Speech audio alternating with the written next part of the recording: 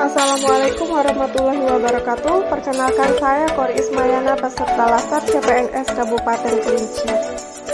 Anak adalah bagian warga negara yang harus dilindungi karena mereka merupakan generasi bangsa yang di masa yang akan datang akan melanjutkan kepemimpinan bangsa Indonesia. Perlindungan hukum bagi anak dapat dilakukan sebagai upaya perlindungan hukum terhadap berbagai kebebasan dan hak asasi anak. Indonesia sebagai negara pihak dalam Konvensi Hak-Hak Anak yang mengatur prinsip perlindungan hukum terhadap anak mempunyai kewajiban untuk memberikan perlindungan khusus terhadap anak. Anak perlu mendapatkan kesempatan yang seluas-luasnya untuk tumbuh dan berkembang secara optimal, baik fisik, mental, maupun sosial, dan berakhlak mulia. Perlu dilakukan upaya perlindungan untuk mewujudkan kesejahteraan anak dalam memberikan jaminan terhadap pemenuhan hak-haknya serta adanya perlakuan tanpa diskriminasi. Perlindungan anak adalah segala kegiatan untuk menjamin dan melindungi anak dan hak-haknya agar dapat hidup, tumbuh, berkembang, dan berpartisipasi secara optimal sesuai dengan harkat dan martabat kemanusiaan, serta mendapat perlindungan terhadap kekerasan dan diskriminasi. Efektivitas perlindungan anak memerlukan yang pertama adanya perangkat hukum berupa peraturan perundang-undangan yang perspektif pada perlindungan anak, kebijakan yang jelas, struktur pelaksanaan dan pembiayaannya, serta kontrol masyarakat. Terdapat 3 faktor penyebab anak berhadapan dengan lingkungan, yaitu pertama dari faktor lingkungan. Kasus-kasus hukum yang menjerat anak tidak terlepas dari persoalan besar di lingkungan masyarakat, keluarga, tetangga, teman sebaya, dan sekolah, maupun faktor kemudahan akses teknologi. Gangguan psikologi. Anak yang mengalami gangguan psikologi dapat bertindak melakukan hal-hal yang di luar nalarnya tanpa memikirkan dampaknya terlebih dahulu. Ketiga, tatanan ekonomi. Perilaku negatif anak sebagai dampak dari melemahnya kontrol sosial terhadap proses pengasuhan dalam lingkungan keluarga, sekolah, maupun masyarakat masih jelas terasa hingga kini. World of Government menekankan pelayanan yang terintegrasi sehingga prinsip kolaborasi, kebersamaan, kesatuan dalam pelayanan permintaan masyarakat dapat diselesaikan dengan waktu yang singkat. Berikut hal-hal yang dapat dilakukan dalam perlindungan anak berdasarkan WOG. Upaya-upaya yang dilakukan untuk melaksanakan sistem perlindungan anak dikembangkan melalui 3 jenis pelayanan. Yang pertama, pencegahan atau layanan primer.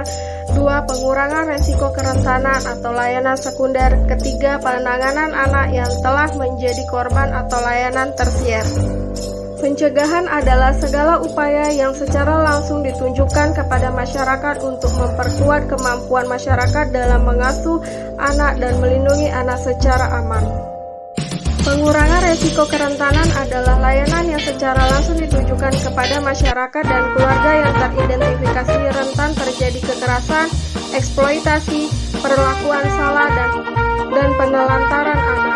Penanganan korban adalah langkah atau tanggapan segera untuk menangani anak yang secara serius telah mengalami kekerasan, eksploitasi, perlakuan salah, dan penelantaran. Perlindungan anak terbagi menjadi 2, yaitu anak yang terkonflik dengan hukum dan anak korban tindak pidana.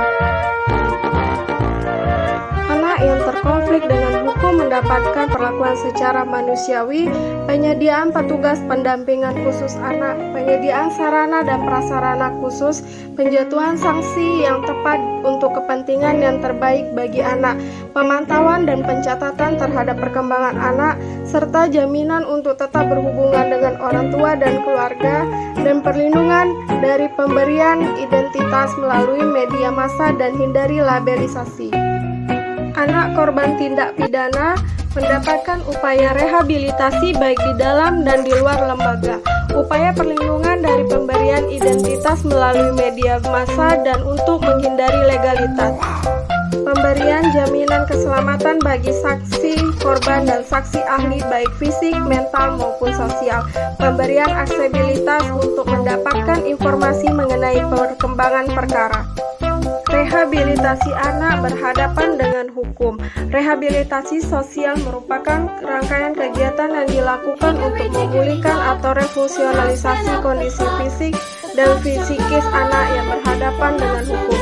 Kegiatan yang dilakukan di dalam rehabilitasi sosial adalah konseling dan pendampingan sosial. Kegiatan ini dilakukan oleh pekerja sosial profesional dan psikolog anak serta psikiater. Adapun pihak yang dilibatkan adalah Kementerian Pendidikan dan Kebudayaan, organisasi profesi atau pekerja sosial profesi dan psikologi anak, dan lembaga yang menyelenggarakan perlindungan dan pelayanan sosial anak, baik yang dikelola pemerintah maupun dikelola oleh masyarakat. Diversi adalah sebagai upaya menjauhkan suatu kasus dengan kriteria tertentu dari proses peradilan pidana formal menuju ke arah dukungan komunitas untuk menghindari dampak negatif yang disebabkan oleh proses peradilan pidana. Diversi dapat juga disebut penyelesaian di luar pengadilan, di mana tuntutan terhadap terdakwa dihentikan atau dicabut. Namun sebagai gantinya tersangka harus mentaati persyaratan-persyaratan yang disepakati oleh para pihak. Pada dasarnya, tindakan diversi dapat dilakukan pada tahapan manapun dalam proses peradilan pidana.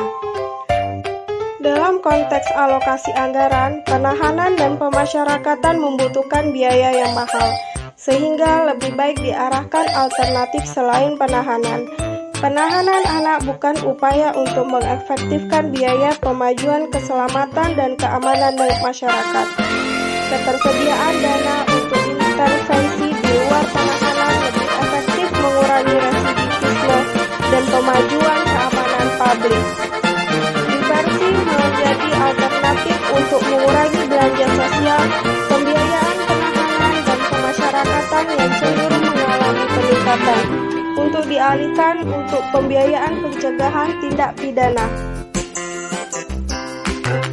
Pemeriksaan di persidangan perkara anak, prinsip hakim tunggal KPN menunjuk majelis hakim dalam hal ancaman pidananya 7 tahun atau lebih atau perkara yang susah pembuktiannya. Pemeriksaan dalam ruang sidang khusus anak, sidang dilakukan tertutup untuk umum kecuali agenda pembacaan keputusan. Sidang didampingi oleh orang tua atau wali atau advokat atau pembimbing kemasyarakatan, serta sidang dilakukan tanpa menggunakan toga atau atribut kedinasan. Persidangan dan putusan dapat batal demi hukum jika 1. Sidang batal demi hukum jika tidak dihadiri oleh penasehat hukum atau pembimbing kemasyarakatan. 2. Jika tidak mempertimbangkan laporan PK, maka putusan batal demi hukum. Demikian paparan saya terhadap perlindungan anak. Saya ucapkan terima kasih. Assalamualaikum warahmatullahi wabarakatuh.